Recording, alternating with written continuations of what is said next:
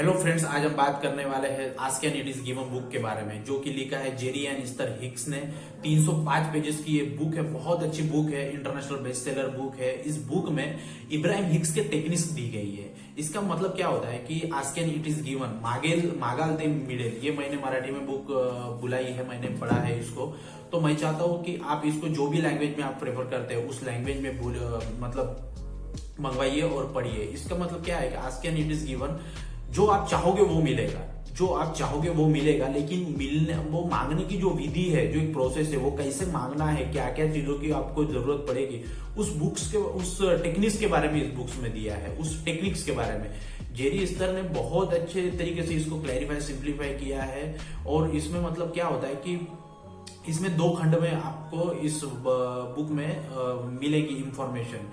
तो बहुत बड़े बड़े जो द पावर ऑफ इंटेंशन, इस बुक के जो ऑथर है वेन डायर, उन्होंने भी इस बुक को रेफर किया है। उन्होंने बताया कि इस बुक को क्यों पढ़ना चाहिए। बहुत लोगों ने इस बुक को पढ़ के अपने लाइफ में लॉ ऑफ अट्रैक्शन की जर्नी में बहुत आगे बढ़े। तो मैं चाहता हूं कि आप इस बुक को पढ़ो और बहुत आप सफलताएं पाइए। तो इस बुक में दिया गया है कि वेन डायर ने इसको बताया है कि the power of subconscious mind.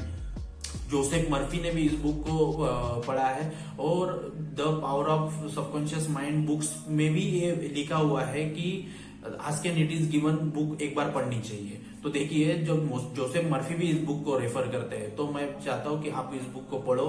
और वेन डायर, जो कि द पावर ऑफ इंटेंशन इस बुक के ऑथर है, उनकी भी एक परिचय दिया गया है कि उन्होंने क्यों इस बुक को पढ़ा और आगे बढ़े, और इस बारे में लिखा गया है। उसके बाद में जो प्रस्तावना है 2 भागों में है, पार्ट 1 पार्ट 2 में, और उसके बाद में वेन डायर की पूरा एक बताया गया है। और उसके बाद में इब्राहिम हिक्स की टेक्निक्स के बारे में बताया गया कि इब्राहिम हिक्स, जेरी ईस्टर ने इब्राहिम हिक्स से कैसे बातें किया, उन्होंने क्या क्या बताया, उनकी जर्नी क्या कर रही, जेरी ईस्टर की जर्नी कहाँ से स्टार्ट हुई, उन्होंने क्या कहाँ पे उन्होंने काम किया, उनसे कैसे कौन कौन सी बातें मिली। इस दुनिया में लॉ ऑफ अट्रैक्शन के जितने भी कोचेस है, सब इब्राहिम हिक्स की टेक्निक्स फॉलो करते हैं। इतनी पावरफुल टेक्निक्स है, और वही टेक्निक इस बुक में दी गई है।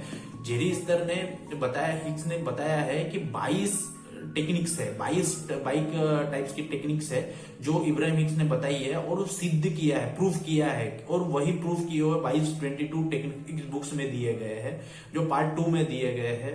तो मैं चाहता हूं कि आप इस पूरे 22 टेक्निक्स को देखो और जानो और अपने लाइफ में आगे बढ़ो। तो इसमें दिया गया है कि वो 22 टेक्निक कौन कौन से प्रकार की है, आपको फीलिंग्स कैसे लाना है, और सब कुछ दिया गया। लॉ ऑफ अट्रैक्शन की जर्नी में ये बुक्स पढ़ना बहुत जरूरी है, बहुत ही जरूरी है। Ask and it is given, ये बुक्स इतनी पावरफुल है। द सबकॉन्शियस माइंड जैसी ये बुक है, बहुत अच्छी बुक है। क्या है कि इब्राहिम हिक्स की ये बुक है, जेरी ईस्टर की जर्नी है, कैसे कैसे उन्होंने कहा, उनको प्रॉब्लम हुआ, फिर कहाँ से वो कैसे क्या किए, उन्होंने टेक्निक्स कौन कौन से अपनाई, फिर टेक्निक्स के क्या क्या प्रॉब्लम आए, वो टेक्निक्स कैसे उन्होंने प्रूफ किया, कैसे उनको जानना चाहिए। तो पूरी जानकारी इस क्लबिंग बुक में, ask and it is given में दिया गया है कि आपको लाइफ में क्या उन्होंने जो फेस किया वो आपको नहीं करना है। तो इसी की वजह से उन्होंने पूरी चीज सिंप्लीफाई करके वहां पे 2 पार्ट में डाला है। तो मैं चाहता हूं कि इस बुक को आप पढ़ो। लॉ ऑफ अट्रैक्शन की जर्नी में आप बहुत आगे जाओगे। जब तक क्या होता है, लॉ ऑफ अट्रैक्शन की जर्नी में हमको बुक्स का बहुत बड़ा महत्व है। जब तक हम बुक्स नहीं पढ़ेंगे हमको कुछ समझ में नहीं आएगा। फॉलो तो करते रहेंगे, लेकिन एक हार्ड वर्क करेंगे, लेकिन स्मार्ट वर्क नहीं करेंगे। स्मार्ट वर्क करना है तो आपको ask and it is given ये बुक पढ़नी पड़ेगी। तो मैं चाहता हूं कि आप ये बुक पढ़ो और अपने लाइफ में आगे बढ़ो। जेरी ईस्टर हिक्स ने बहुत एक अच्छी तरीके से इस बुक को समझाया है। मुझे तो बहुत अच्छी ये बुक लगी है। मैं चाहता हूं कि आप भी पढ़ो ask and it is given, और रिव्यू में बताइए कि आपको ये बुक पढ़ के कैसा लगा और क्या क्या समझ में आया, क्या क्या नहीं समझ में आया। तो मैं चाहता हूँ कि आप ये बुक पढ़ो और अपने लाइफ में आगे बढ़ो। जय हिंद, जय भारत।